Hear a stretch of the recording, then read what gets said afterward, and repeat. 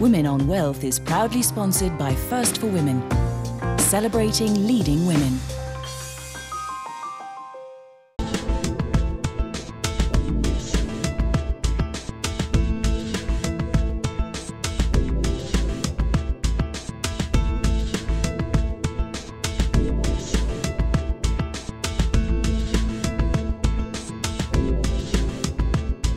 She turned having grace and style into a profession. This is Women on Wealth, and I'm Nozipho Mbandra.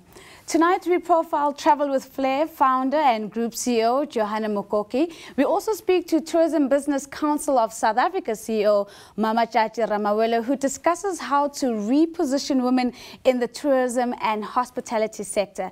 And in Power Redefined, we bring you the woman who turned around a troubled company and boosted its share price by over 900%. That's Thomas Cook Group CEO Harriet Green.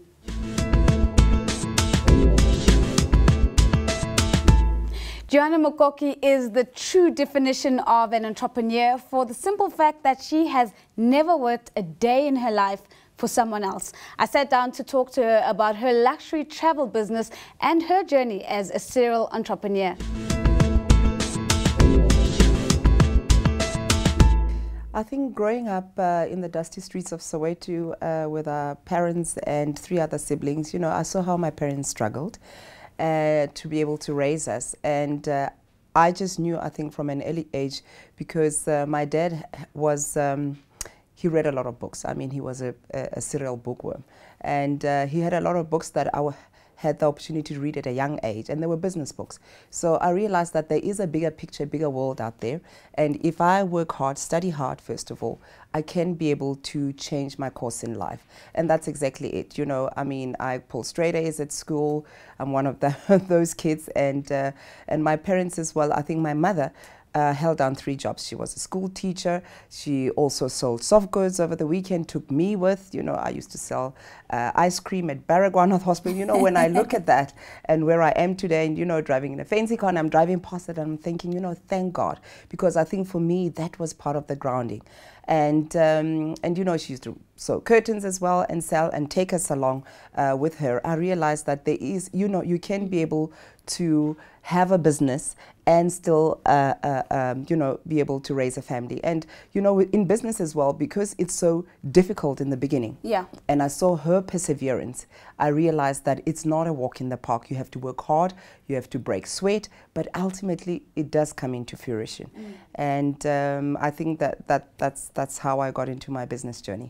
So there you were, almost a business young person already at a very young age, and there you were, but then you decided that you'd continue academically, studied accounting, and that must have opened up another opportunity, a very lucrative career path, and yet you decided that you're going to stick to your entrepreneurial guts. True. I think for me, the degree was for me to have something solid, something tangible, especially being raised by a school teacher, that she knew that education is a fundamental foundation that nobody can ever be able to take away from you. And I was very good in accounts and maths, as I told you, pull straight A's. So for me, it was a natural phenomenon to be able to go and get an accounting degree. However, while I was doing my articles, because at that time as well, I had a bit of a public image because I was doing continuity presenting with Mnet. I used to get headhunters. You know, the package would double every week. And I realized, I mean, there's value in me. Yeah. And I thought, if other people want me so desperately, why don't I build something that I work for? You know, I work for myself, and the energy that I put in, the 100% the rewards will come towards me. And that's how I started business, as simple as that. Now, leading Travel with Flair, I'm quite certain you've got a bird's eye view over women trying to get up the corporate ladder. From where you sit, what do you think is perhaps holding us back, and those that are making those breakthroughs, what's differentiating them? I think the differentiator is self-confidence, because I find a woman, even if you want to be able to give them an opportunity, to be able to put them to the next level, or you think they should be part of your exco, women are always in doubt. But those that have the guts and the self-confidence are always the ones that are propelled forward. I think it's the doubt, and not because we don't have the core competence to be able to handle the job, but we think of all the other spheres within our lives that require us as women to show up. It's the family, it's the kids, it's the husband, and then you still have the job, you know. So while men, it's only about them. You know what I'm saying? I mean, if you say opportunity, they don't think about the kids and the wife at home. They think about me, and they press on. And I think that we should embrace the fact that we can do it all. I'm sure if you ask any a successful woman a time in a day as to what do they do, there'll be all sorts of things, from the business to the kids being sick and the principal calling you and you will go out, and to your employees coming to you and they have a family problem and you become their psychologist, to the husband, you know, having to go and cook at home at the end of each day. Doesn't matter how tired you are. You know, those are the things that I think complete us as women. I've just come back from Monte Carlo, and I had the pleasure of sitting in one of the presentations by Dr. Yunus. He owns the Grameen Bank, and you know that they finance 99% women in that bank. And he says that 96% of their loans are repaid. And it's precisely because it's women. So I had the opportunity to ask him a question in a full forum of very few women and a lot of men. And he said, you know, I could have told him why women are better payers, but I wanted to be able to hear it from him with his track record having financed women. And he said it, that, you know, women, we are builders. We are always looking outward, while male look inward. You know, if a male gets a contract, big contract, he'll be thinking about the sports car. You are thinking about all the people you're going to employ, how you're going to be able to feed your family. And that's why you are able to get repayment, because you want to be able to see the project succeed so that you can continue to be able to have this vehicle that will feed and empower your family.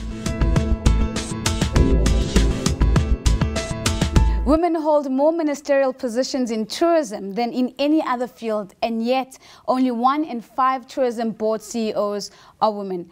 Earlier, I sat down with Tourism Business Council of South Africa CEO Mmatsatsi Ramawela to find out if women are being beaten at their own game in the hospitality industry. I wouldn't say we've been beaten at our own game. I think let's have a look at historically. You know, patriarchy, socialization, the way we've been brought up, a lot of us. It is not even a black and white issues. You look at how society has come about. If you look at the archaeology, you look at the history. You know, it's a matter that women have always, you know, we're lagging behind in terms of what happens in terms of the economy, and so it's a matter that we need to catch up. And but what stands in our way is, do we have the money? Do we have the resources? Because everything in this world is about money. Let's talk about the dynamics in the hospitality industry. Maybe give us a clearer picture in terms of representation. How are women faring compared to their male counterparts? Are we represented? Well, in the hospitality industry, I think let's maybe talk about travel and tourism as an industry. I think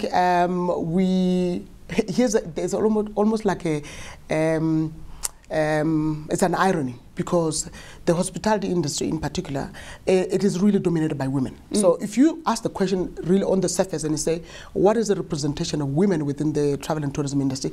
The industry is run by women. But when you begin to start looking at board representation, you know, people at the top who are making decisions where it matters.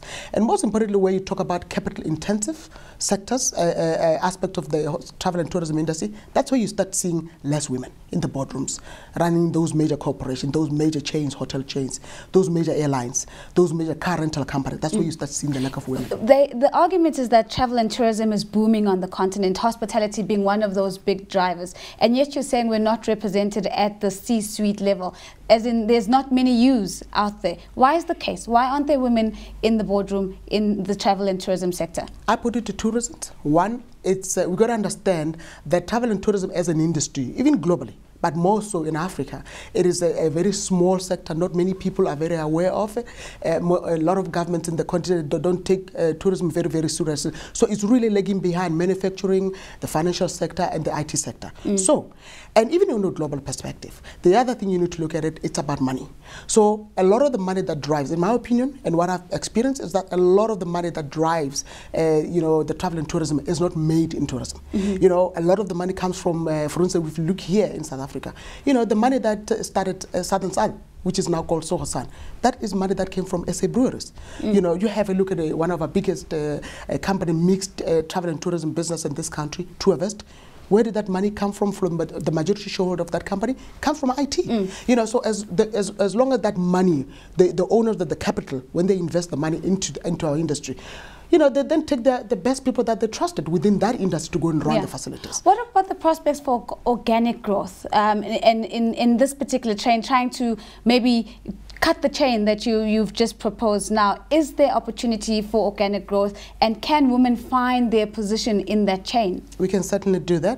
It's again exactly what you're saying. It's organic growth. We're going to start small. But for me, the big thing is that we must syndicate our money as women. There are pockets of women in our industry, but there are pockets of women with money in other part of the sectors. So it's about time that those women who are sitting in who have made their money in IT, in the brewery, in the financial sector, syndicate your money, put it together, and start buying deals in our industry. Because that's how the industry has been financed. That's how the industry is run, also on a global level. What about low-hanging fruits for that syndicated group to pick? Are there opportunities that you think, with collateral or capital that's been pulled together, they can actually tap into those opportunities? Absolutely.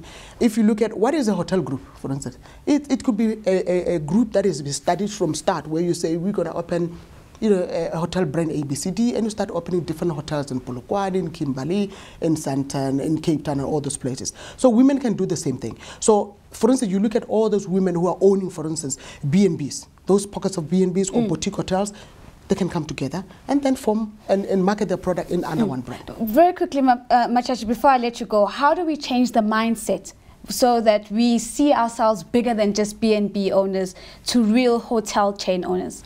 I think the first thing is that there has to be an awareness in our country, in particular in the African continent, that about this industry. That's the biggest problem we have as an industry. But secondly, women have to believe. We must believe that we can do it. It's not about competing with men. It's about the fact that we want to claim our space in the economy, and we have the resource and can pull our resources together and support each other to be able to become big as well in our own space, in our own way. Every week we bring you a woman who is flexing her power muscles on the global stage. Let's take a look at Thomas Cook Group CEO Harriet Green. Harriet Green is known for her aggressive attitude towards business, admitting she doesn't care if people like her or not. However, when she took over troubled Thomas Cook in 2012, she found she had to change her style to turn around the travel company that she had described as a really good business with a terrible balance sheet. With her at the helm, the company returned to profits after previous heavy losses, and the share price climbed. She is a member of the UK Prime Minister's Business Advisory Group and was ranked on the Financial Times Top 50 Women in Business list.